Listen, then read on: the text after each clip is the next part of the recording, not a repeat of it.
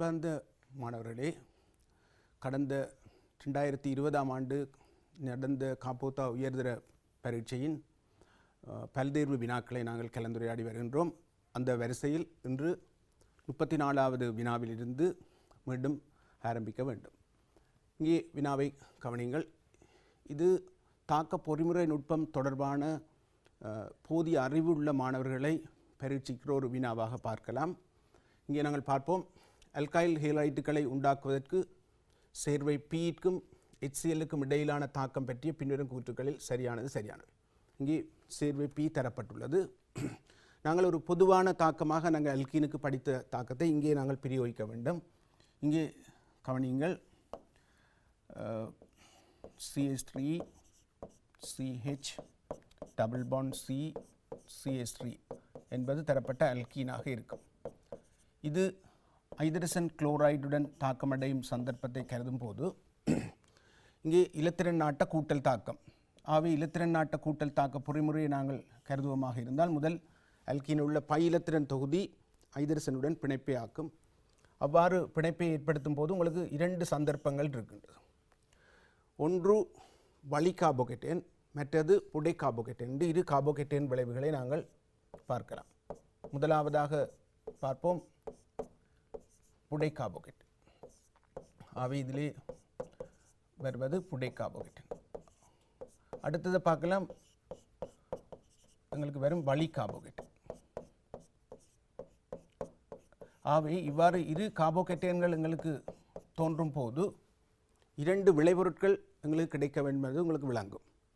இப்பொழுது நாங்கள் இதிலே குளோரைடு அயனை தாக்கமடைய செய்வோமாக இருந்தால் உங்களுக்கு கிடைக்கப் போவது புடை ஹேலைடாக இருக்கும். அதேபோல் இதிலே நாங்கள் குளோரைடு அயன் இலத்திரன் சோடியை வழங்கி பிணைப்பை ஏற்படுத்தும் போது பெறப்பட போவது வளி ஹேலைடாக இருக்கும். உங்களுக்கு தொடர்ந்து விளைவு எழுத முடியும். ஆகவே இதில் எங்களுக்கு கிடைக்க போகிற விளைவுகளை பார்ப்போம்.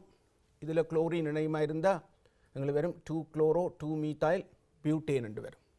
இதில் என்று சொன்னால் எங்களுக்கு ரெண்டு விடயம் இதில் பார்க்க வேணும். பேரிடு எவ்வாறு அமையும் என்று CH3 CH Cl CH CH3 CH3 என்று இன்னொரு அல்கீன் வரும். இது குறைந்த விளைபொருளாக இருக்கும். மற்ற விளைபொருள் பிரதான விளைபொருளாக இருக்கும். CH2 CH3 இதில் குளோரின் CH3 என்றது பிரதான விளைபொருளாக இருக்கும். பிரதான விளைபொருள் 2-குளோரோ 2-மீத்தாயில் பியூட்டேனாக இருக்கும். இதில் எங்களுக்கு ஒரு பிரச்சனை, எந்த பக்கத்திலிருந்து நாங்கள் இலக்கமிடுறது என்று. அப்படி நாங்கள் பார்க்கும்போது இதில் ஒரு அல்கைல் கூட்டமும் குளோரினும் முதன்மை தொழிற்படு கூட்டங்கள் அல்ல, பிரதியீட்டு கூட்டங்கள். ஆகவே இதில் நாங்கள் அல்ஃபபெட் ஆர்டருக்கு தான் நம்ப பண்ணணும். இப்போ 1 2 3 4 ஆகவே இதுக்கு வரும் 2-குளோரோ 3-மீத்தாயில் பியூட்டேன் என்று வரும். இதுக்குரிய பேரிடு. இப்போ நாங்கள் விடையில் பார்ப்போம். பெரும் விளைபொருள், அதாவது மேஜர் ப்ராடக்ட் 2-குளோரோ 2-மீத்தாயில் பியூட்டேன் என்றது சரியானது. 2-குளோரோ 2 ஆகவே இது சரியான விடையாக இருக்கும். A. இத்தாக்கத்தில் இடைநிலையாக ஒரு துணை கார்போகேட்டேன் உண்டாகின்றது, நிச்சயமாக உண்டாகுது. பிரதான விளைபொருளை தர்றதுக்குத்தான் நாங்கள் புடை கார்போகேட்டேனை பார்க்குறோம்.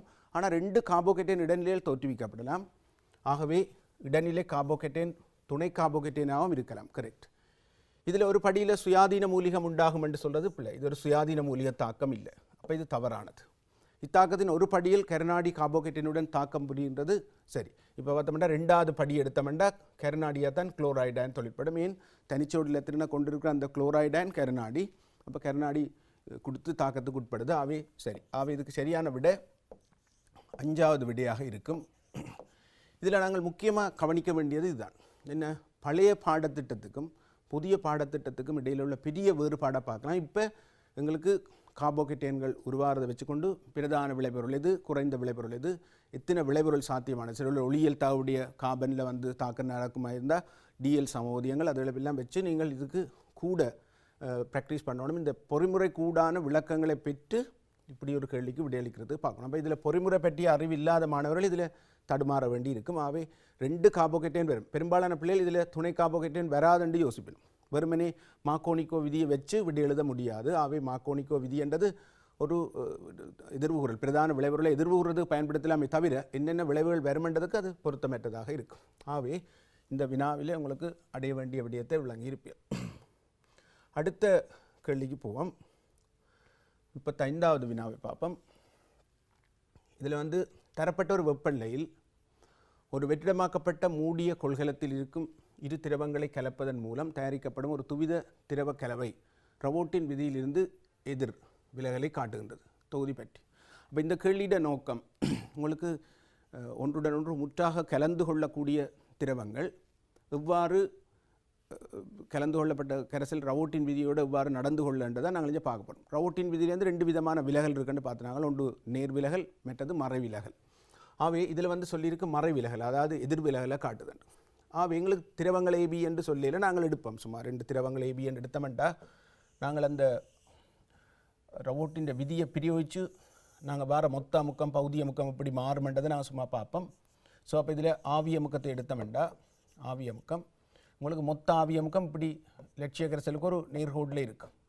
உதாரணமாக இஞ்சால் இருக்கிறதுக்கு தூயநிலை ஆவிய முக்கம் கூடண்டா இப்படி வரும், இந்த பக்கம் கூடண்டா மாறி வரும். ஸோ எதிர்விலகல் கரைசலண்டா அது கீழே இருக்கும். ஒவ்வொரு ஆவிய முக்கம் நீங்கள் கணிக்கிறது குறைவாக இருக்கும். அதாவது பிஏ என்றது ஏன்ற பகுதி ஆவிய முக்கம் என்று சொல்கிறது நீங்கள் ரவோட்டின் விதியை பிரயோகித்து கணிக்கிற எக்ஸ்ஏ இன்டு பிஏ நோட்டை விட குறைவாக இருக்கும். அதே மாதிரி பிபி என்று சொல்கிறது ரவோட்டின் விதியை கணித்து பெறுற எக்ஸ்பி இன்ட்டு பிபி நோட்ன்றதை விட குறைவாக இருக்கும். அதே மாதிரி பி டோட்டல் என்று சொல்கிறது உங்களுக்கு குறைவாக இருக்கும். இந்த ரெண்டுல கூட்டுத்தொகை XA into PA naught plus XB into PB naught. ஆகவே இது தெளிவாக உங்களுக்கு விளங்கிடும். ஏன் இப்படி இந்த விலகல் இப்படி இருக்குன்னு பார்த்தீங்கன்னா, இப்போ ஏபி என்ற 2 திரவத்தை நாங்கள் எடுத்து பார்க்குறோம். அப்போ இந்த ஏபி மூலக்கூறுகளுக்கு இடையில் உள்ள கவர்ச்சி விசை எப்படி இருக்கும்? ஏஏ இன மூலக்கூறுட கவர்ச்சி விசையிலும் பார்க்க ஏபி இன மூலக்கூறுகளுக்கு இடையில் உள்ள கவர்ச்சி விசை வலிமையானதாக இருக்கும். அதே மாதிரி பிபி இன மூலக்கூறுட கவர்ச்சி விசையை விட வலிமையாக இருக்கும். ரைட். அப்போ இப்போ 2 விதமான விடயத்தை பார்க்கணும். ஏபி இன மூலக்கூறுகளுக்கு இடையான கவர்ச்சி விசை, பிபி இன மூலக்கூறுகளுக்கு இடையான கவர்ச்சி விசை. இந்த 2 கவர்ச்சி விசையோடையும் ஒப்பிடிக்க ஏபி இன மூலக்கூறுகளுக்கு இடையான கவர்ச்சி விசையின் வலிமை கூடவாக இருக்கும். அப்போ மூலக்கூறுட கவர்ச்சி விசையின் வலிமை கூடிச்செண்டா என்ன நடக்கும்? லட்சிய கரைசல் ஒன்றிலிருந்து ஏபி ஆவியாகிறதோடு ஒப்பிடிக்க இந்த கரைசலிருந்து ஆவியாகிறது குறைவாக இருக்கும். ஆகவே இப்போ நாங்கள் ஆவியமுக்கத்தில் ஏற்பட்ட வீழ்ச்சிக்கான நியாயத்தை எங்களால் சொல்ல முடியும். ஏன் ஆவியமுக்கம் லட்சிய கரைசல் ஆவியமுக்கத்திலேருந்து எதிர்பார்க்குறத விட குறைவாக இருக்குண்டா ஆவியவத்தைக்கு போகிற ஏபின்ற அளவு குறைஞ்சிடும். ஆவியவத்தை போகிற ஏபின்ற அளவு குறைஞ்சிடும். ஆகவே இப்போ நாங்கள் விடையை பார்ப்போம். கலவையின் மொத்த ஆவியமுக்கம் அக்கலவை ஒரு லட்சிய கலவையாக நடந்து கொள்ளும் எனில் எதிர்பார்க்கத்தக்க ஆவியமுக்கத்திலும் குறைவானது. பாருங்க, இந்த கோவையை மறைமுகமாக அந்த விடையில் சொல்லியிருக்கு. ரவோட்டின் விதிப்படி நாங்கள் கணிச்சு பெறுற ஆவியமுக்கத்திலும் பார்க்க நாங்கள் எதிர்பார்க்குற ஆவியமுக்கம் குறைவாக இருக்கும். அதுதான் எதிர்விலகல் கரைசலுக்குரிய அடிப்படை. ஆகவே மிக தெளிவான விடையாது. கலவை உண்டாகும் போது வெப்பம் வெளிவிடப்படும். இப்போ என்ன நடக்கும் வெப்பத்துக்கு பார்ப்போம். இப்போ உடைக்க போகிற இந்த பிணைப்புகளோட ஒப்பிடிக்க ஏபி பிணைப்புகளை உடைச்சுத்தான் நாங்கள் கரைசலை உருவாக்க போகிறோம். அப்படி கரைசல் உருவாகிக்கல என்ன நடக்கும்? உருவாகிற பிணைப்பு வெண்மை கூடினது. அப்போ நீங்கள் உடைக்கிறது கொடுத்த வெப்பத்தை விட உருவாகிக்கல வெளிவிடுற வெப்பம் கூடவாக இருக்கும். உடைக்க நாங்கள் வெப்பத்தை கொடுப்போம், உருவாகிக்க வெப்பம் வெளிவிடப்படும். அப்போ வெளிவிடப்பட வெப்பம் கூடவாக இருந்தால் உங்களுக்கு வெப்பம் வெளிவரும் என்ற கூற்று சரியாக இருக்கும். இது விளங்கி இருக்கும். 2 தனித்தனியான திரவங்களில் உள்ள மூலக்கூறுட கவர்ச்சி விசையை விட அவை கலந்தாப்பிரட்டு வார மூலக்கூறுட கவர்ச்சி விசையோட வலிமை கூடண்டா என்ன அர்த்தம்? ஸோ அவை உடைக்கிறது கடினம். ஆகவே இது சரியான கூட்டாக இருக்கும், வெப்பம் வெளிவிடப்படும். ஆகவே மெட்ட கூட்ட பார்ப்போம். கலவையில் ஆவியவத்தில் உள்ள மூலக்கூறுகளின் எண்ணிக்கை அக்கலவை ஓர் இலட்சிய கலவையாக நடந்து கொள்ளும் எனில் எதிர்பார்க்கும் மூலக்கூறு எண்ணிக்கையை விட கூடியதாகும் என்றது பிழையாக இருக்கும். ஏன்? நாங்கள் ஆவியமுக்கம் குறையிறதுக்கு என்ன காரணம்? ஆவியவத்தில் உள்ள மூலக்கூறு எண்ணிக்கை குறைஞ்சது தான். ஆகவே மூலக்கூறுட வலிமை அதிகரிக்கிறதால அவை ஆவியவத்தை தப்பிச் செல்கிற ஆற்றல் குறைஞ்சிடும். ஆகவே தூய திரவங்களில் ஏபி ஆவியாகிறதை விட இந்த கரைசலுக்குள்ள இருந்து ஏபி ஆவியாகிறது குறைவாக இருக்கும். ஆகவே இந்த கூற்று பிழையாக இருக்கும். ஆவியவத்தையில் உள்ள மூலக்கூறுகளின் எண்ணிக்கை அக்கலவை லட்சியமாக நடந்து கொள்ளும் ரெண்டு சந்தர்ப்பத்தில் உள்ள மூலக்கூறுகளின் எண்ணிக்கையிலும் கூடவாக இருக்காது, மாறி குறைவாக இருக்கும். அப்போ அது பிள்ளை. வெப்பம் உறிஞ்சப்படும் என்றால் அது பிள்ளையாக இருக்கும். அப்போ இந்த வினாவில் நீங்கள் என்ன விடயத்தை பார்க்குறீங்களா? ரவுட்டின் விதியை சரியாக விளங்கி இருக்கிறீங்களா? ரவுட்டின் விதியையும் டோல்டன் பகுதியமுக்க விதியையும் பாவித்து மொத்த அமுக்கத்துக்கு ஒரு கோவை எடுத்து பார்த்தீங்களா அது எப்படி இருக்கும்? ஸோ ஆவியமுக்க வீழ்ச்சியை கிராஃபில் எப்படி காட்டுறது? ஸோ இதை மாதிரி ஆவியமுக்கத்தையும் திரவ ஆவி அமைப்புகளையும் தொடர்படுத்துகிற வரைவுகள் இதில் தொடர்பாக போதிய அறிவை பெற்றிருங்க. ஏனென்றால் எதிர்காலத்தில் இதே டாப்பிக்கில் திருப்பி திருப்பி கேள்வி கேட்டுக்கொண்டிருக்கிறோம். அவை அடுத்த வருஷமும் இதே மாதிரி ஒரு கூட்டு நீங்கள் ஏபிசி கேள்வி பார்க்கலாம். சில வேளையில் மேலே ஆவியவத்தைக்குரிய அந்த வரைவை கீறிட்டு ஆவியில் உள்ள மூலக்கூறுகள் அதில் குறித்து காட்டுற மாதிரியெல்லாம் கேள்வியில் வந்திருக்கு. நீங்கள் செய்தால் அது விளங்கும். ஓகே, நாங்கள் அடுத்த கேள்விக்கு போவோம். 36வது கேள்வியை கவனிங்க. இதில் வந்து 3 சேர்வைகள் சொல்லியிருக்கு. அந்த 3 சேர்வையும் யாரென்று முதல் பார்ப்போம். ஒன்று குளோரோ ஃப்ளோரோ கார்பன் சேர்வை, ரெண்டாவது hydro chloro fluoro carbon Servai, அடுத்தது ஹைட்ரோ ஃப்ளோரோ கார்பன் சேர்வை. 3 வகையான சேர்வைகள் இருக்குது. உங்களுக்கு தெரியும், அதிக அளவில் குளிரூட்டி திரவமாக இதை பயன்படுத்துறதுக்கு உற்பத்தி செய்தவை. அப்புறம் இப்போ வேறு வேறு தேவைகளுக்கு ரைட். இப்போ நிஃப்ளைஸ் பண்ண வேண்டி இருக்கிற இடத்துல அதில் நிஃப்ளைஸுக்களால் போய்க்கில் மிக சிறிய துணிக்கியலாக நாங்கள் அகற்றணுமெண்டா இந்த கரைப்பான பாவிப்பினம். ஸோ அப்போ பெருமளவில் இதுகள் இப்பயும் பயன்படுத்தப்பட்டு கொண்டு தான் இருக்குது. ரைட். அப்போ இதில் பார்க்கணும், இதில் குளோரின் இருக்குது, இதில் குளோரின் இருக்குது, இதில் குளோரின் இல்லை. இதில் குளோரினோட நாங்கள் என்ன வச்சுருக்கிறோம், கார்பன், அடுத்தது ஃப்ளோரின். கார்பன் குளோரின் ஃப்ளோரின் இருந்தால் குளோரோ ஃப்ளோரோ கார்பன் என்று சொல்லுவோம். இதில் கார்பனோட ஹைட்ரஜன் ஃப்ளோரின் குளோரின் இருந்துச்சுன்னு சொன்னால் கார்பன் இருந்துச்சுன்னு சொன்னால் ஹைட்ரோ ஃப்ளோரோ கார்பன் சேர்வை. இதில் வந்து ஃப்ளோரின் இருக்குது, கார்பன் இருக்குது, ஹைட்ரஜன் இருக்குது. அவன் இந்த 3லேயும் என்ன வேறுபாடு அப்படின்னு பார்த்தோம்னா இதில் குளோரின் இல்லை. இந்த குளோரின் இல்லாதால் என்ன நடக்கும்னா எங்களுக்கு அப்போ அட்மாஸ்பியர், அதாவது ஓசோன் படையில் சுயாதீன மூலிகத்தை தோற்றுவிக்க இதால் முடியாது. ஃப்ளோரின் சுயாதீன மூலிகத்தை தோற்றுவிக்காது. ரைட். அந்த சரியான பிணைப்பு சக்தி கூட அதை பிரேக் பண்ணி எஃப் டாட்டை உருவாக்குறது கடினம். ஆகவே இது ஓசோன் படை சிதைவடைதலில் பங்களிப்பு செய்யாது. இது ஓசோன் படை சிதைவடையில் பங்களிப்பு செய்யாது. ஆனால் இதில் கூட குளோரின் இருக்குது. ஆகவே இதில் உங்களுக்கு சிஎல் டாட்டை உருவாக்கலாம், இதில் சிஎல் டாட்டை உருவாக்கலாம். ஆகவே இந்த ரெண்டும் ஓசோன் படை சிதைவடைவதில் பங்களிப்பு செய்கிற வாயுக்களாக இருக்கும். இது ஓசோன் படை சிதைவடைவதில் பங்களிப்பு செய்யாது. ஆனால் இதுகளோட தாக்குதிறன் என்று பார்த்தோம்னா இது கொஞ்சம் தாக்குதிறன் கூடினது. அப்போ அமைப்பழிவுக்குள்ள ஆகிடும். உயர் வளிமண்டலத்துக்கு போகிறதுக்கு முதல்லே இது அழிவடைஞ்சிடும். அதால் இது மேலே போகாது. ஆகவே ஓசோன் படைக்கு பாதிப்பு ஏற்படுத்துகிற இன்னொரு காரணத்தாலேயும் குறைவாக சொல்லலாம். என்ன காரணம், இந்த மூலக்கூறுண்ட தாக்குதிறன் கூடன்றதால் இது அமைப்பழிவுக்குள்ளாகிடும். அப்போ அட்மாஸ்பியரிக் லைஃப் டைம்னு சொல்லும், வளிமண்டலத்தில் உள்ள வாழ்க்கை காலம் இது குறைவாக இருக்கும். ஆனால் இந்த சேர்வியல் வாழ்க்கை காலம் கூட, தாக்குதிறன் குறைவுன்றதால் அக்யூமுலேட் ஆகும் அட்மாஸ்பியரில். அப்போ அது தேக்கமடையே நடக்கும். சிறிதளவில் நாங்கள் சேர்த்து கொண்டிருந்தாலும் பெருமளவில் அது தேங்கி லைஃப் டைம் கூடினதாலே நடக்கும். சூழல் மாசடைதலுக்கு பங்களிப்பு செய்யும். இதுகளோட இன்னொரு சூழல் மாசடைதல் நாங்கள் பார்த்தோம்னா, சூழலில் ஏற்பட்ட தாக்கம் நாங்கள் பார்த்தோம்னா, இதில் என்ன செய்யும், அல்ட்ரா வயலட் இன்ஃப்ராரெட் கதிர்களை உறிஞ்சும். பூமியின் மேற்பரப்பிலேருந்து வெளிக்கிளம்பி போகிற அந்த ஐஆர் கதிர்களை உறிஞ்சுறதால பூமியின் வெப்பநிலையை அதிகரிக்க செய்கிற வாயுக்கள், அதாவது பச்சை வீட்டு வாயுக்களாக இருக்கும். அப்போ இதில் பச்சை வீட்டு விளைவை ஏற்படுத்துட்டா எல்லாமே பச்சை வீட்டு விளைவை ஏற்படுத்தும். அப்போ இந்த மாதிரியான பேசிக்காக சில விடயங்களை நீங்கள் அறிஞ்சு வச்சு கொண்டிருந்தால் தான் இந்த மாதிரி கேள்வி செய்யலாம். இப்போ நாங்கள் விடைக்கு போவோம்.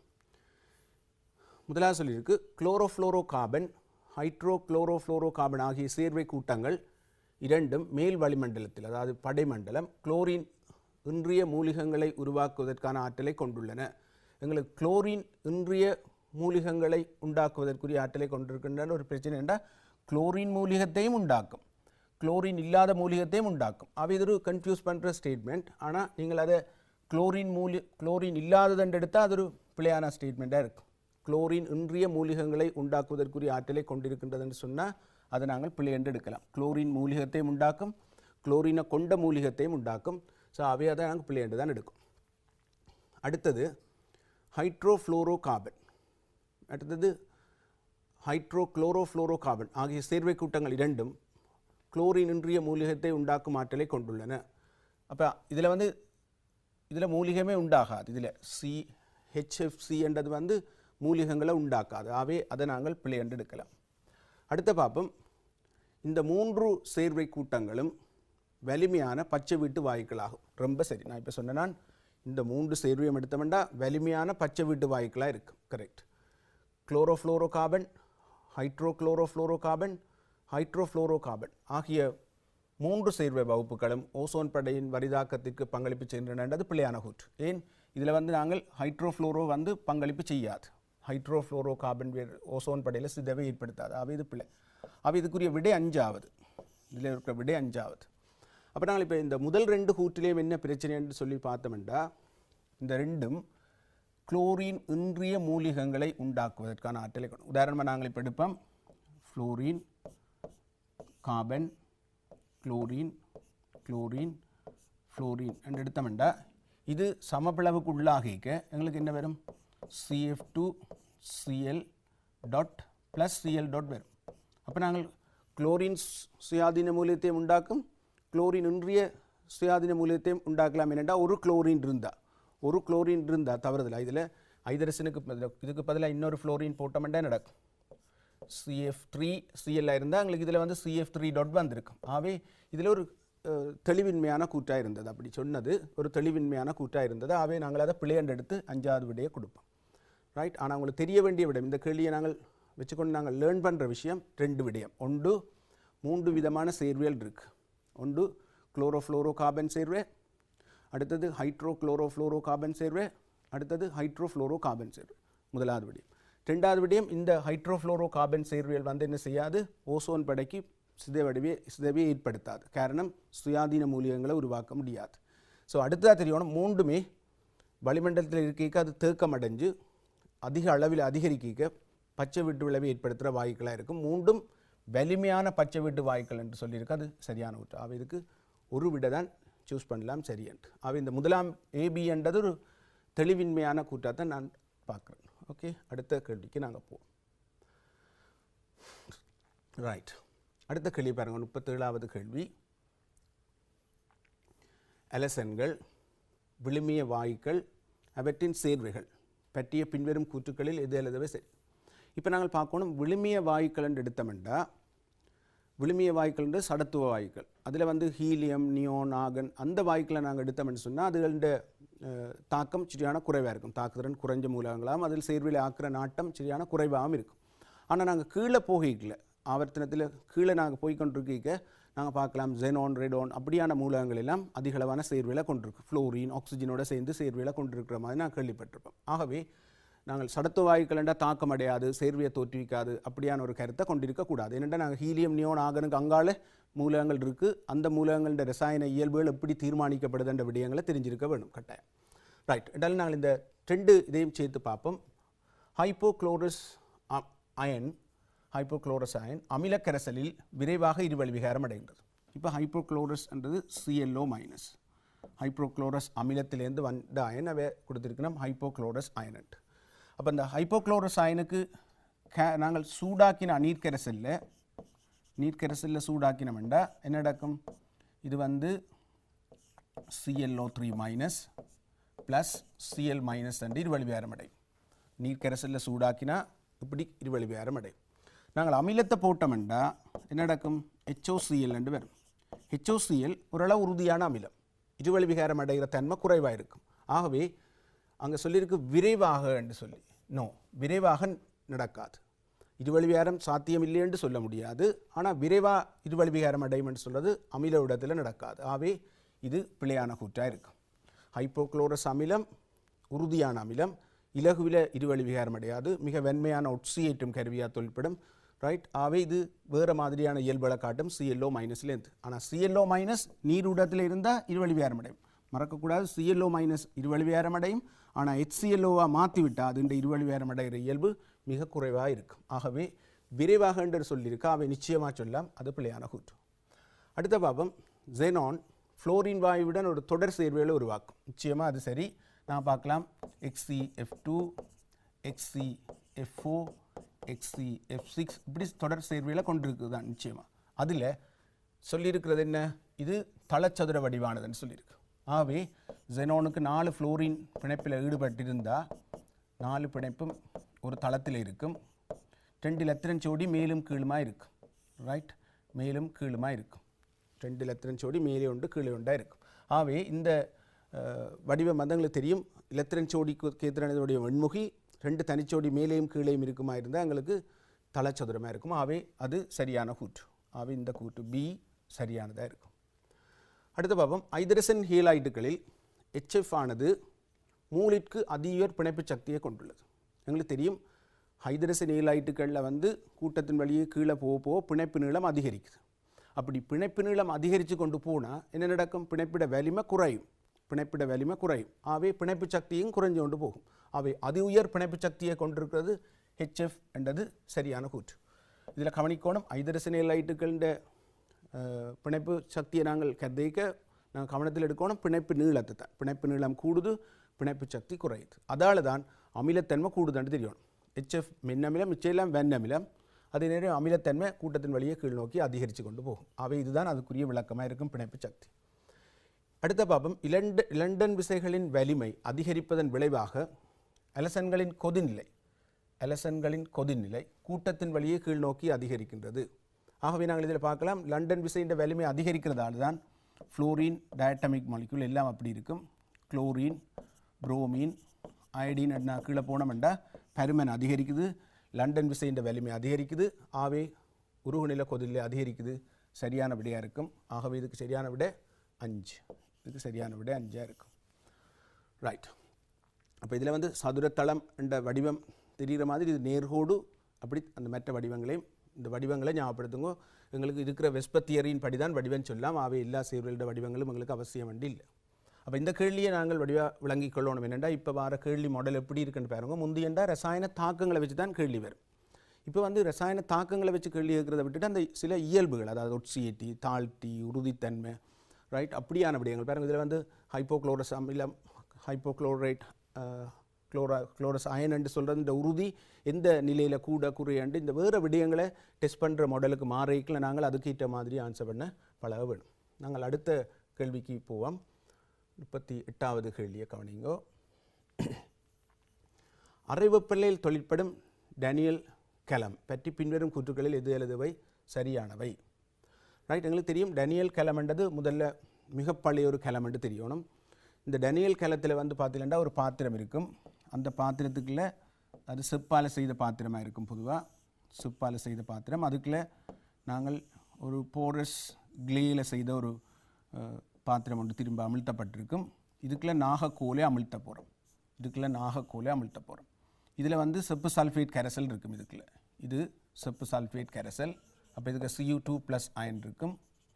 இதுக்குள்ளே நாங்கள் சல்ஃபியூரிக் அமிலம் எடுக்கலாம், அல்லது சல்ஃபேட் கரைசல் எடுக்கலாம். உண்மையான டேனியல் கலத்தில் வந்து சல்ஃபியூரிக் அமிலத்தை போடணும். ஏனென்றால் சல்ஃபியூரிக் அமிலத்தோட நாகக்கோல் தாக்கி உடனே சல்ஃபேட் அண்ட் ஜிங்க் அண்ட் வந்துடும். ஸோ இதில் வந்து இது செப்பு பாத்திரமாக இருக்கும். ஆகவே இதுதான் அந்த செட்டப். அப்போ நான் இதில் பார்த்தோம்னா மின்ரசாயன தொடரில் இருக்கக்கூடிய அந்த ஒழுங்கு தெரியல. இதில் என்ன மின்வாயழுத்தம் தெரியல எங்களுக்கு. அப்போ எங்களுக்கு தெரிய வேணும் மின்ரசாயன தொடரில் இருக்கிற இது வந்து ஜிங்க் மேலையும் கொப்பர் கீழையும் இருக்கும். ஆகவே இதில் உள்ள மின்வாயில் எடுத்தோம்னா இந்த மின்வாய் ஜிங்க் மின்வாய் மறைமுனைவாக தொழிற்படும். மேலே இருக்குது ஜிங்க் மின்வாய் மறைமுனைவாக தொழிற்படும். அதே மாதிரி கொப்ப மின்வாய் நேர்முனைவாக தொழிற்படும். இதுதான் டேனியல் கலம். அப்போ டேனியல் கலத்தில் நாங்கள் பார்த்தோம்னா இது கேத்தோட்டாக இருக்கும், இது ஜிங்க் வந்து அனோட்டாக இருக்கும். ஆகவே இது இந்த ஸ்டார்டில் வந்து தாக்கம் அந்த கலம் தொழிற்பட ஆரம்பிக்க கலம் நியம நிலையில் இருக்குமா இருந்தால் 1.1 வோல்ட்ன்றது சரியாக இருக்கும். இப்போ பார்ப்போம், தேறிய இலத்திரன் பாய்ச்சல் ஜிங்க் தொடக்கம் கொப்பவர் வரை இருக்குமென்னு சொல்லியிருக்கு. எங்களுக்கு தெரியும் இந்த டெர்மினல்ஸை நாங்கள் இணைப்பமாக இருந்தால் இலத்திரன் எப்பயும் மறைமுனைவிலேருந்து நேர்முனைவு போகும். அப்போ தேறிய இலத்திரன் பாய்ச்சல் ஜிங்க் டு கொப்பர் நடைபெறும். சரியான கூற்றாக இருக்கும். அடுத்தது இதில் 2 சமநிலை இருக்கும். சமநிலை நகர்ந்து கொண்டே இருக்கும் ஒரு திசையில் நான் விட்ரோ பண்ணால் கரண்ட்டு. அப்போ என்ன நடக்கும்? ஜிங்க் 2+ ஜிங்காக தாழ்த்தப்படுற மாதிரி நடக்காது. இது வலப்பக்கமாக நடக்காது, மாறி இடப்பக்கமாக நடக்கும். ஒட்சியேட்டம் தான் நடக்கும் ஜிங்க் மின்வாயில். ஏன்? இது அனோட் மறைமுனைவு ஒட்சியேட்டம். ஆகவே இது பிழையான கூற்று. சமநிலை ஒன்று இருக்கும், ஆனால் அந்த சமநிலை புள்ளி அடிக்கடி குழம்பி என்ன நடக்கும்? இடப்பக்கமாக நகரும். அப்போ அது பிழையான கூற்று. உப்பு பாலம் இருப்பதனால் திரவச்சந்தி அழுத்தம் உண்டாகின்றது. இது ஒரு பிரச்சனையான விடயம். என்னென்றால் டேனியல் கலம் முதல் உருவாக்கின இதில் வந்து உப்பு பாலத்துக்கு பதிலாக மென்சவ்வு பிரிசர்வுகள் தான் பாவிக்கிறது டேனியல் கலத்தில்.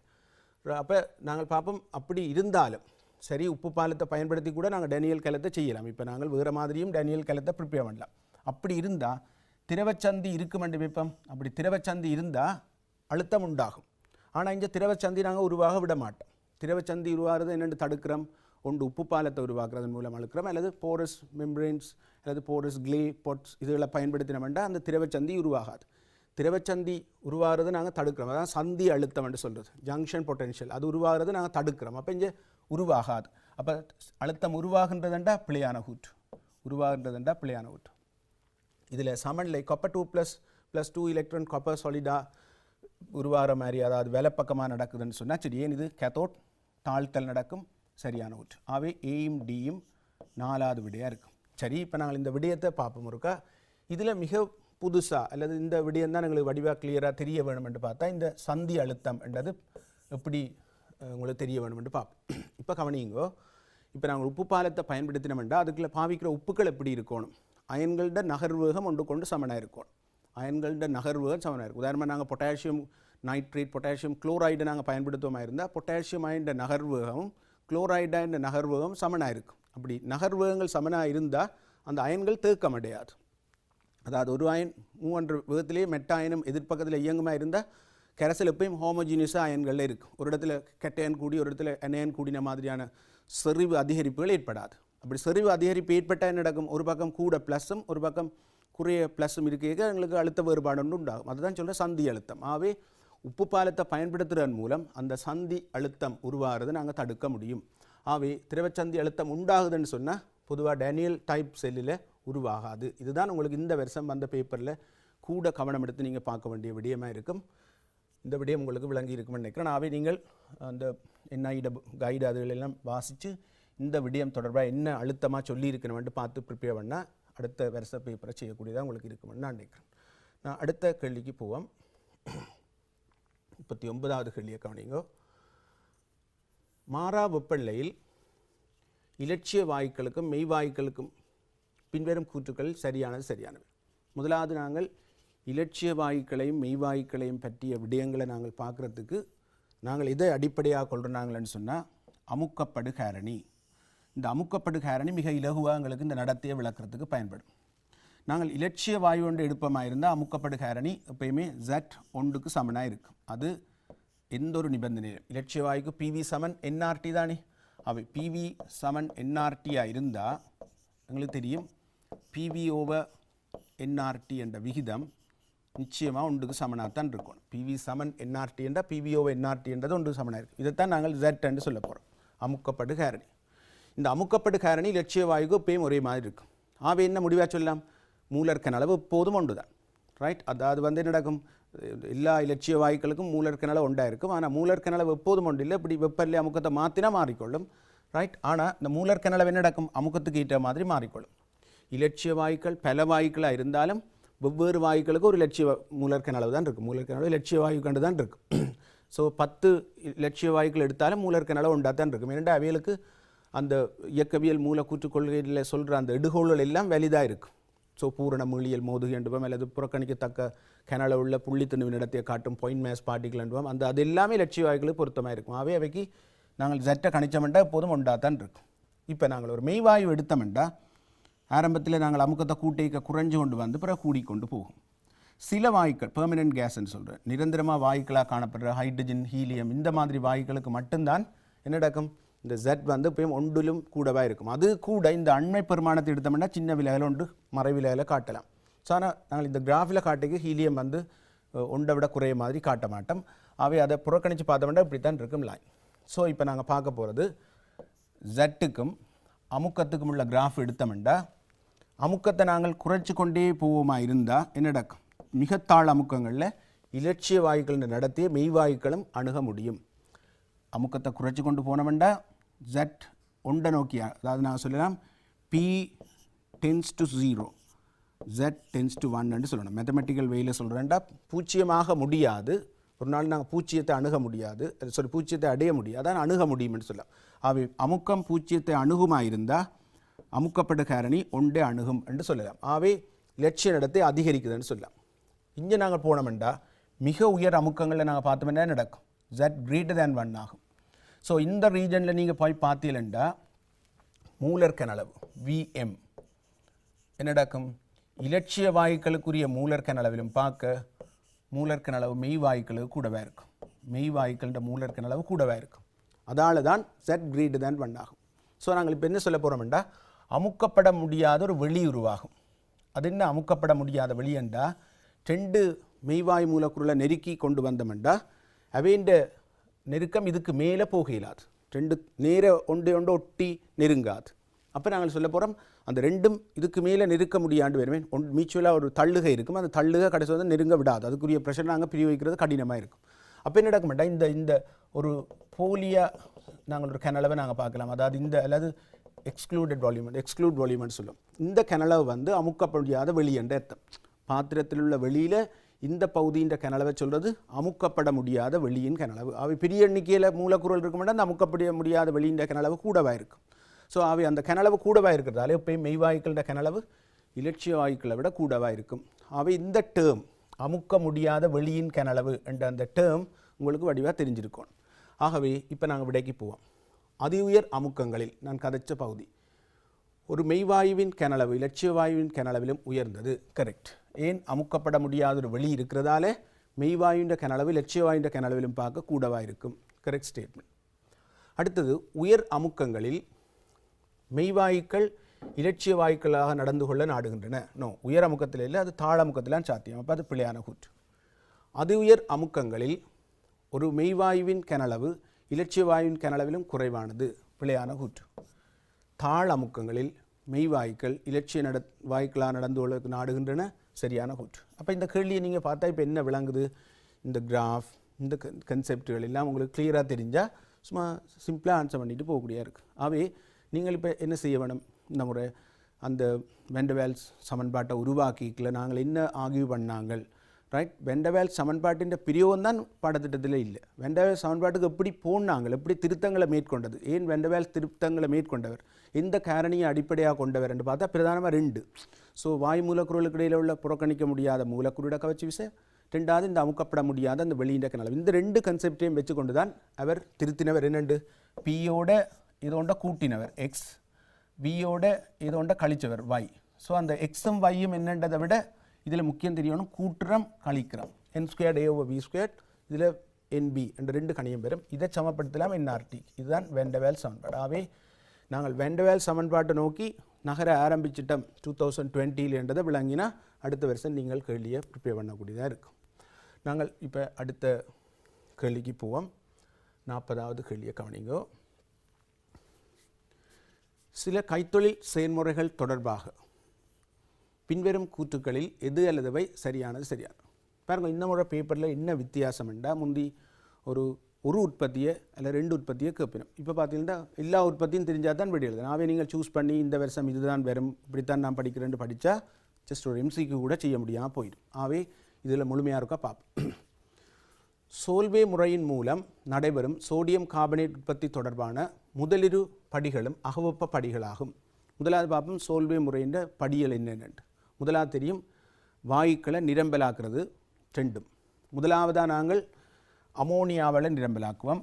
அப்படி அமோனியாவில் நிரம்பலாக்கினா என்ன நடக்கும், அமோனியா ப்ளஸ் H2O, உங்களுக்கு ஊடகத்தில் வந்து அமோனியம் அயன் எக்வஸ் ப்ளஸ் ஹைட்ரோக்சைடைன் எக்வஸ் என்று ஒரு சமனில் கிடைக்கும், ரைட்? பிறகு நாங்கள் கார்பன் டை ஆக்சைடால் நிரம்பலாக்கினோம்னா அந்த கார்பன் டை ஆக்சைடு வந்து கரைஞ்சு இந்த ஹைட்ரோக்சைடைனோட சேர்ந்து இப்படி போகும். இந்த 2 சமநிலைகள் வரும், HCO3 மைனஸ் எக்வஸ். ஆனால் இது 2ம் அங்கே நடக்க போகுது. முதலாவது செயல்முறையில் வந்து அமோனியாவால் நிரம்பலாக்கப்பட்ட பிரைன் கரைசல் வரும். இது 2வது செயல்முறை கார்பன் டை ஆக்சைடை நிரம்பலாக்குறது. 2லேயுமே முரண் ஓட்ட பொறிமுறையை பயன்படுத்தி வாயுக்களை ஸோ இங்கே என்ன நடக்குமெண்டா, வாயுக்கள் கரைகிறதுன்ற ஒரு ப்ரோசஸை தான் நாங்கள் கருதணும். வாயுக்கள் கரைதண்டதை தான் பார்ப்போம். அப்புறம் கரைஞ்சா அப்புறம் வர சமன்லேயே அந்த இதில் நாங்கள் முதலாவது சொல்கிறோம் பார்ப்போம். முதலிரு படிகளும் அகவெப்ப படிகளாகமெண்டா எப்படி நாங்கள் பார்க்கணும், வாயுக்கள் கரைகிறதை வச்சு பார்க்கணும். அப்படி கரைகிறதை வச்சு நாங்கள் பார்த்தோம்டா ரைட், வாயுக்கள் கரைகிறது புறவெப்ப செயல்முறையாக இருக்கும். வாயுக்கள் கரைகிறது புறவெப்ப செயல்முறையாக இருக்கும். ஆகவே நாங்கள் என்ன செய்யணும், தாழ் வெப்பல்லே நாங்கள் பேண வேணும். 30-35 பாசி அந்த ரேஞ்சில் நாங்கள் இந்த டவருன்ற வெப்பல்லே பேண வேணும். அப்போ தான் வாயுக்களோட கரைதிறன் கூடவே இருக்கும். கொஞ்சம் விட்டமெண்டா நடக்கும், வெப்பலை தொடர்ந்து கூடிக்கொண்டே போயிடும். ஆகவே நாங்கள் மெயின்டைன் பண்ணணும் லோ டெம்பரேச்சரில். ஆகவே அகவெப்ப செயல்முறையாக இருக்காது, அது புறவெப்ப செயல்முறையாக இருக்கும். ஆகவே தவறான கூற்று. இப்போ இதில் மாணவர்களுக்கு வர பிரச்சனை என்னென்னா, அந்த ப்ரோசஸ், அதாவது 2 படிகளும் எது என்றது. வாயுக்களை ப்ராக்டிக்கலாக நீங்கள் பாருங்கள், நாங்கள் முதல்ல அமோனியாவில் நிரம்பலாக்குறதுன்றது தான் ப்ரோசஸ். அந்த நிரம்பலாக்கினா அப்புறம் அந்த கரைசலில் வர சமல்ல இது, அது வேறு.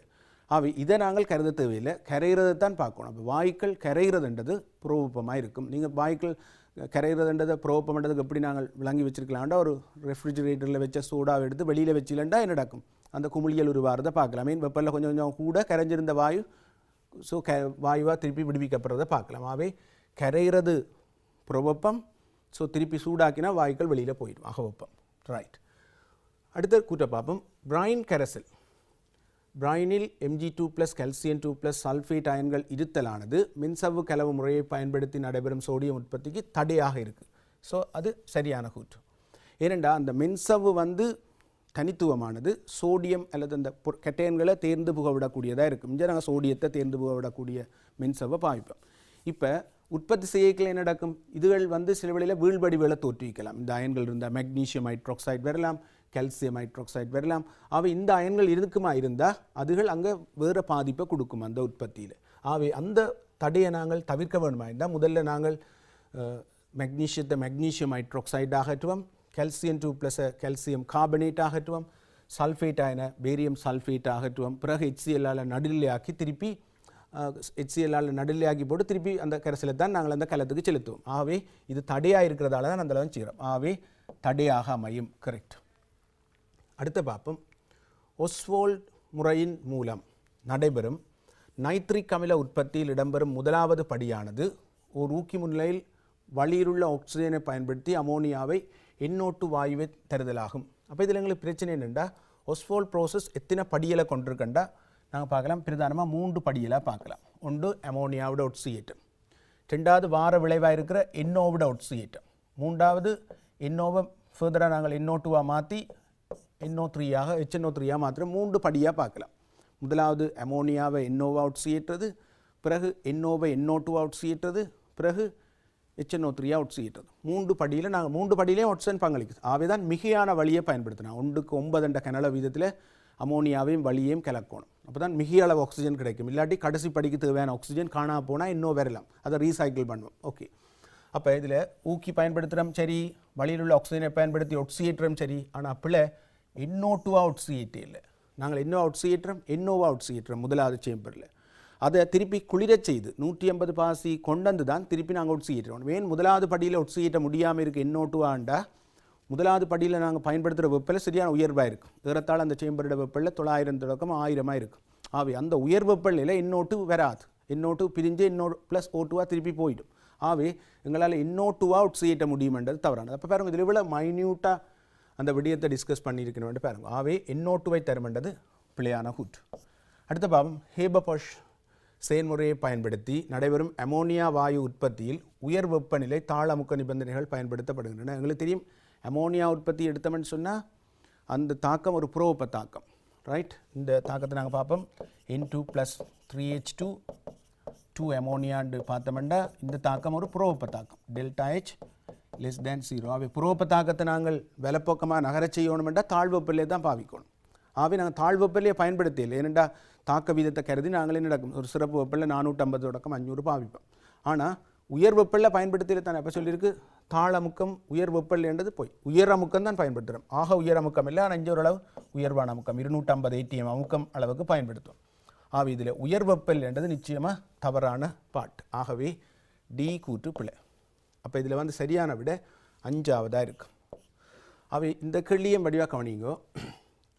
கைத்தொழில் முறை உற்பத்தியை வச்சுக்கொண்டு இப்படி கேட்க பல விடயங்களை உள்வாங்கி இருக்கணும். அடுத்த முறை இதுக்கு பதிலாக ரீப்ளேஸ் பண்ணுற கேள்வி உங்களுக்கு தெரியும். ஒரு மாடல் தான் நாங்கள் டெஸ்ட்டுக்கு ப்ரிப்பேர் பண்ணுறோம்.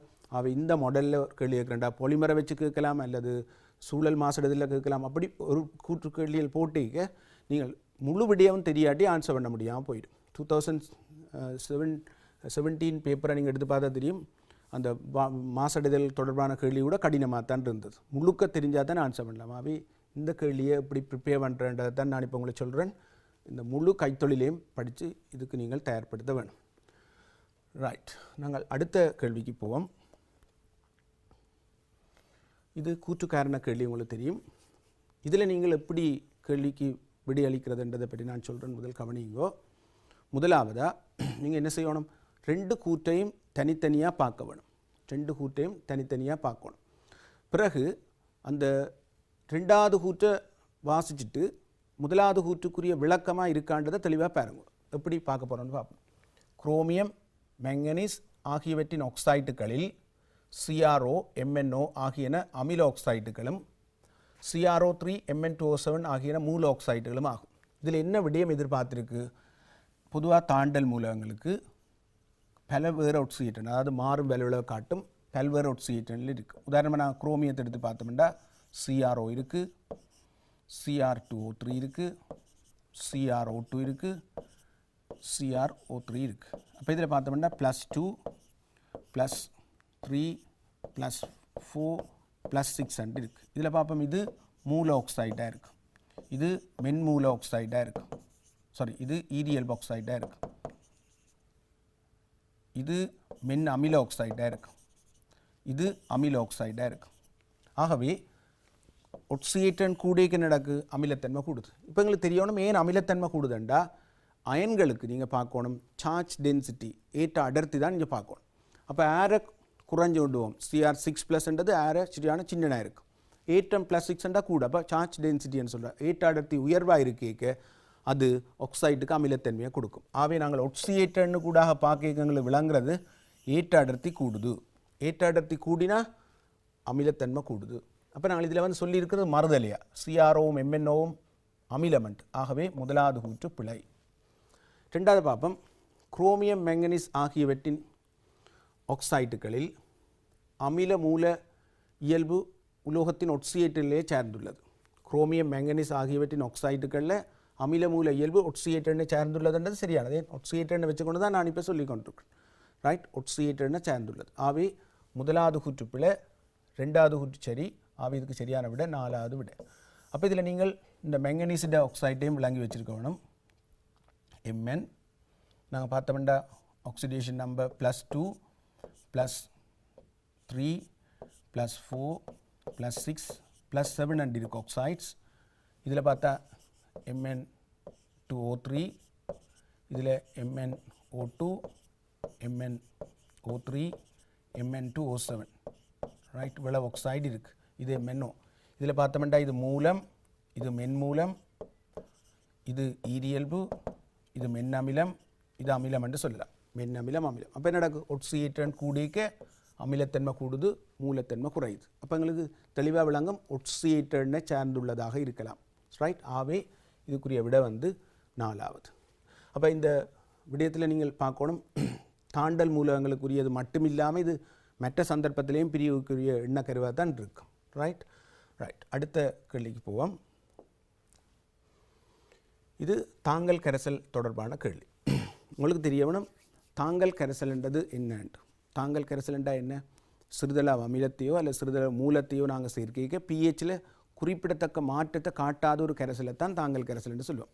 இப்போ உங்களோட புது பாடத்திட்டத்தில் தாங்கல் கரைசலுக்குரிய வரையறை என்னென்னு சொன்னால் உங்களுக்கு தெரியணும், இணை மூல இணையமில சோடியில் வச்சுக்கொண்டு நீங்கள் தாங்கல் கரைசலை பார்த்தா தெரியும். இப்போ பழைய பாடத்திட்டத்தில் பார்த்துலன்னா தெரியும், அந்த குறைவாக குறை நியமிப்பில் வர பாலிபேசிக் ஆசிட் பல் அமில மூல அந்த அதுகளை எல்லாம் வச்சுக்கொண்டு ஆன்சர் பண்ணலாம். புரோட்டீன் தாங்கல் தொழில்பாட்டை காட்டும், அமினோ அமிலம் காட்டும், இதெல்லாம் பிழை இல்லை. ஆனால் இப்போ உங்களுக்கு கன்செப்ஷுவலாக உங்களுக்கு என்ன தெரிய வேணுமென்றதை தான் கூட டெஸ்ட் பண்ணுவோம். அப்போ இந்த கேள்வியோட நோக்கம் அதுதான். உதாரணமாக பார்ப்போம், HA என்ற ஒரு மென் அமிலம் எடுத்தமாக இருந்தால் அது NaOHோட தாக்கமடைய செய்ய எங்களுக்கு வரும் NaA right aqueous plus H2O right. அப்போ நாங்கள் இப்படி தாக்கமடைய செய்தால் இதில் ஒரு கரைசலை நாங்கள் உருவாக்கலாம், ஒரு மென் அமிலத்தையும் அது இணை மூலத்தை கொண்ட உப்பையும். உதாரணமாக நாங்கள் பார்ப்போம், HA என்ற மென் அமிலத்தை எடுத்தோம்னா நீர்க்கரைசலில் ஒரு சமநிலையை கொண்டிருக்கும். நீர்க்கரைசலில் என்ன சமநிலையை கொண்டிருக்குமெண்டா H3O plus aqueous plus A minus. உங்களுக்கு தெரியும் இது அமிலம், இது அமிலம், இதை சொல்ல போகிறோம் இணை மூலம். இணை மூலம். ஆகவே இப்போ நான் சொல்கிற விடயம் இதுதான், என்ன, ஒரு அமிலத்தையும் அது இந்த இணை மூலத்தையும் கொண்ட சோடி ஒரு கரைசலில் இருக்கிற மாதிரி இருந்தால் தான் எங்களுக்கு இந்த சமநிலையை பெற முடியும். ஆகவே இது வேறு அமிலம், இது வேறு அமிலத்தின் அனாயனாக இருக்கிற சந்தர்ப்பங்களை போட்டோம்னா தாங்கல் கரைசல் என்று நாங்கள் கருதக்கூடாது. ரைட். ஆகவே இந்த இணைமூல இணையமில சோடியலை கொண்ட தொகுதியைத்தான் நாங்கள் தாங்கல் கரைசலாக இப்போ வடிவாக அழுத்தமாக படிக்கணும். இப்போ மறக்கக்கூடாது, வேறு சந்தர்ப்பம் தாங்கல் கரைசல் இல்லைன்னு சொல்கிறத அர்த்தப்படுத்தக்கூடாது. ஆனால் உங்களோட பாடத்திட்டத்தில் முக்கியத்துவம் கொடுத்துருக்கிற விடயத்தை நீங்கள் முதல் விளங்கிக் கொள்ளணும். என்ன, ஒரு மென்னமிலம் அதுண்ட இணைமூலம் அல்லது ஒரு மென்மூலம் அதுட இணையமிலம் கொண்ட தொகுதி தான் தாங்கல் கரைசலுக்குரிய அடிப்படையாக இருக்கும். ஆகவே ஒரு மென்னமிலம் அதன் சோடியம் உப்பு கலப்பதன் மூலம் ஒரு அமிலத்தாங்கல் கரைசலை தயாரிக்கலாம். அதை விட முக்கியம், இந்த தாங்கல் கரைசல் இந்த வகைக்குரியன்னு பார்த்தா அமிலத்தாங்கல் கரைசல். ஏனெண்டா உங்களுக்கு ஸ்டில் இந்த பிஹெச் என்னவாக இருக்கும், அமில உடத்திலான் இருக்கும். இப்போ நான் பார்க்கலாம், பிஹெச் சமன் பிகேஏ ப்ளஸ் லாக் ஏ மைனஸ் செறிவு கீழ் ஹெச்ஏ என்ற செறிவு. இது தாங்கல் தொல்பட்ட காட்டோணமாக இருந்தால் இது இந்த வீச்சம் 1/10 அல்லது 10/1 தான் இருக்கலாம். அதுக்குள்ள தான் தாங்கல் தொல்பட்ட காட்டும். 1/10 இருக்கலாம் அல்லது 10/1 இருக்கலாம். இந்த வீச்சத்தை தாண்டி தாங்கல் தொல்பட்ட காட்ட இயலாது. பிறகு சும்மா கரைசலாக இருக்குமே தாங்கல் கரைசல்னு சொல்லக்கூடாது. அதுக்காக ஒரு மென்னமிலத்தையும் அதில் உப்பையும் கொண்ட கரைசல் தாங்கல் தொல்பட்ட காட்டுமென்ற கட்டாயம் இல்லை. ஆனால் தயாரிக்கலாம் என்று தானே சொல்லியிருக்கு. தயாரிக்கலாம் என்றால் நிச்சயமாக அது சரியான கூற்று. அவை முதலாவது கூற்று சரியான கூற்று. இப்போ பார்ப்போம், ஹைட்ராக்சைடு அயன் அல்லது H+ அயன்களை ஒரு தாங்கல் கரைசலில் சேர்க்கப்பட்ட போது OH- அல்லது H+ அயன்களின் அளவுகள் முறையே இந்த தாக்கத்தின் மூலம் அகற்றப்படுதுன்னு சொல்லியிருக்கு. எங்களுக்கு தெரியும், நீங்கள் OH- போட்டால் இந்த HAயோட தாக்கி அதை அகற்றிவிடும். அப்போ இந்த சமனில் என்ன நடக்கும், HA அகற்றப்பட்டோன்னே இந்த சமனில் இடப்பக்கமாக இருந்து நீங்கள் அந்த சமனிலே மீள கொண்டாரும். அதே மாதிரி நீங்கள் அமிலத்தை சேர்த்தமெண்டா என்ன நடக்கும், இந்த H3O+ சரிவு கூறுறதால A- சேர்ந்து சமனில் இடப்பக்கமாக போகும். இன்னொரு விதமாக இதை நாங்கள் அர்த்தப்படுத்தி கொள்ளலாம். இந்த முதலாவதுக்கு பதிலாக இந்த கரைசலில் உள்ள H3O+ அயன் OH- தாக்கமுற்று H2O அகற்றப்படுறதால சமனில் வேலைப்பக்கமாக நகருதுன்றும் அர்த்தப்படுத்தலாம். அல்லது HA அகற்றப்படுறதால சமனில் இடப்பக்கமாக நகர்த்தப்படுதுன்னு சொன்னாலும் சரி. ஆனால் உங்களுக்கு ரெண்டு தேறிய விடையும் ஒன்றா தான் வரும். ஆகவே இப்போ இந்த ரெண்டையும் நாங்கள் ஏற்றுக்கொள்ளலாம். அதாவது OH- வந்து HAயோட தாக்குதண்டும். ஏனெண்டா H3O+ சரிவு மிக குறைவாக தான் இருக்கும். புறக்கணிக்கத்தக்க அளவில் இருக்க போகிற H3O+ வச்சுக்கொண்டு நாங்கள் போட்ட OH- அதுதான் தாக்கி அகற்றுதுன்னு சொல்லி ஆர்கியூ பண்ணுறதை விட HA மூலக்கூறுகள் வந்து டக்குனு OH- தாக்கி A- உருவாக்கி கொண்டு தாக்கம் நடக்க கரைசலில் A- சரிவு கூடும், HA சரிவு குறையும். ரைட். ஆகவே சமனில் வேலை பக்கமாக நகருதுன்னு சொல்லுவோம். HA சரிவு குறையுது, A- சரிவு கூடுதுண்டா சமனில் வேலை பக்கமாக போகுதுன்னு தான் எங்களுக்கு முடிவு கிடைக்கும். அதே அர்த்தத்தில் நாங்கள் பார்க்கலாம், H3O+ அகற்றினாலும் சமனில் வேலை பக்கம். அப்போ ரெண்டும் ஒரு முடிவு தானே. ஆகவே தாக்கத்தின் மூலம் அகற்றப்படும். ஆகவே ரெண்டும் அகற்றப்படுறதால நீங்கள் போடுற H+ அல்லது OH- அயன்கள் அகற்றப்படுறதால கரைசலின் pHல் குறிப்பிடத்தக்க மாற்றம் ஏற்படாமல் இருக்கும். ஆகவே அதுதான் தாங்கல் கரைசலுக்குரிய இயல்புன்றதால நாங்கள் இதுக்கு விடையை ஒன்றாண்டு கொடுக்கலாம். ஆனால் ஃபைனல் பேப்பரில் இதுக்கு 2வது விடையும் கொடுத்தவை. ஏனெண்டா இது மிக திருத்தமான விளக்கம் இல்லை என்று ஆர்கியூ பண்ணுற ஸ்டூடெண்ட்ஸுக்கு சார்பாகவும் கொடுத்தவை. ஆனால் இந்த கரைசலில் தாங்கல் கரைசல் என்று காட்டுறதுக்கு அவை வந்து வேறு என்ன விளக்கத்தை எதிர்பார்த்துருப்பினோம்னா இந்த சமன்பாட்டின்படி ஏதாவது சில வேளையில் விளக்கங்கள் எதிர்பார்த்திருந்தால் தகுந்த விளக்கம் இல்லை என்று கொடுத்துச்சுன்னா தெரியல. ஏண்டா நான் சொன்ன மாதிரி இந்த விடயம் 1:10 என்ற ரேஷியோவில் இருக்கிறத மென்ஷன் பண்ணணும் அப்படின்னு யோசிச்சோதிரியா 2வது விடையும் கொடுத்தது. அது காரணம் இல்லை. ஆனால் இதை நாங்கள் விளக்கமானதாக கருதலாம். முதலாவது கூற்றுக்கு விளக்கம் என்றும் கருதலாம். ரைட். நாங்கள் அடுத்த கேள்விக்கு போவோம். இப்போ கவனிங்கோ, கொதிநீராவி முறை வடித்தல் மூலம் 100 பாசியிலும் குறைந்த ஒரு வெப்பநிலையிலும் தாவரங்களிலிருந்து சாற்று தைலங்களை பிரித்தெடுக்கலாம். உண்மையில் தாவர பாகங்களில் இருந்து பிரித்தெடுக்கலாம் இல்லையா. ஸோ அப்போ நாங்கள் கொதிநீராவி வடித்தலோட உள்ள கோட்பாடுகளை பற்றி பார்ப்போம். முதல்ல இப்போ பார்ப்போம், கொதிநீராவி வடித்தலின் அடிப்படை என்னென்னு சொன்னால், அந்த கொதிநிலை நீரிண்ட கொதிநிலையிலும் குறைவாக இருக்கணும். கொதிநீராவியை பயன்படுத்தி நாங்கள் கொதிக்க வைக்கலாம் முதலாவது. 2வது கன்செப்ட், அந்த கொதிநீராவி வடித்தலுக்கு பயன்படுத்துகிற அந்த பதார்த்தங்கள் ரெண்டும் ஒன்றோடொன்று கலந்து கொள்ளக்கூடாது. இப்போ நாங்கள் சாட்டு தைலங்கள் எடுத்தோம்னா சாட்டு தைலங்கள் நீரோட கலந்து கொள்ளாது. சாட்டு தைலங்கள்ட கொதிலில் நீரிலும் பார்க்க இவ்வளோ கூட, சில வேளையில் 200-300 இருக்கலாம். ஆனால் சாட்டு தைலத்திൻ്റെയും நீரிൻ്റെയും தொகுதியின் கொதிலில் 100 பாசியை விட குறைவாக இருக்குது. அது எப்படி சாத்தியமானதுன்னு பார்ப்போம். இப்போ கவனிங்கோ, இந்த விடயத்தை வடிவாக உள்வாங்கி பார்க்கணும். வெறுமனே ஒரு பிரித்தெடுப்பு முறைன்றதை விட நாங்கள் அமுக்கத்துக்கும் வெப்பநிலைக்குமான கிராஃபை கீறி பார்த்தோம்னா சாட்டு தைலத்துக்கு கொதில்லைன்றது இப்படி வரும். அதாவது வளிமண்டல அமுக்கம் 1 ATM, வளிமண்டல அமுக்கம் 1 ATM. ஸோ இந்த வளிமண்டல அமுக்கத்தில் சாட்டு தைலம் கொதிக்கிறது சரியான உயர் வெப்பநிலையாக இருக்குது. வளிமண்டல அமுக்கத்தில் சாட்டு தைலம் கொதிக்கிறது சரியான உயர் வெப்பநிலையாக இருக்குது. ஆனால் நாங்கள் இப்போ நீர் எடுத்தோம்னா நீரிட ஆவியமுக்கம் கொஞ்சம் கூட, அப்போ அது வெள்ளனா கொதிச்சிடும், 100 பாசியில் கொதிச்சிடும். இது 100 பார் செல்சியஸ், ரைட். இதை கூட்டினோம்னா 373 கெல்வின் என்று போடலாம். 100 பார் செல்சியஸ் 373 கெல்வின், ரைட். ஆகவே நீரிட கொதில்லை. இப்போ சாட்டு தைலத்தையும் நீரையும் கொண்ட கரைசல்ட கொதில்லைண்டா இடையில தான் இருக்கும். இப்போ ஒன்றோடொன்று முற்றா கலந்து கொள்ளுமா இருந்தால், ரைட். ஆகவே இது அப்படி இருக்காமல் நடக்கும், குறைவாக இருக்கும். ஒன்றோடொன்று கலந்து கொள்ளாததாக இருந்தால் இந்த சாட்டு தைலம் இதுவும் கொண்ட கரைசல்ட கொதில்ல இடையில இருக்கும்.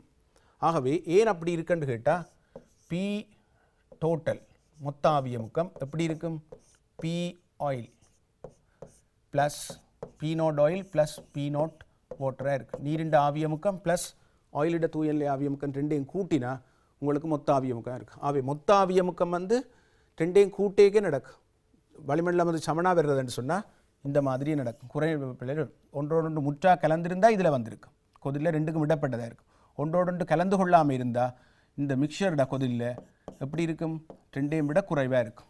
ஆகவே பௌதிபட வடித்தலுக்கு நாங்கள் இந்த கோட்பாட்டை பாவிக்கிறதுக்கு என்ன விடயத்தை நாங்கள் முக்கியத்துவம் கொடுக்குறோம்னு சொன்னால், இந்த கொதிராய் வடித்தல் 100 பாசிலும் குறைந்த வெப்பநிலையில் பிரித்தெடுக்கிறதுன்றது முக்கியமான காரணம் விளங்குவேன்.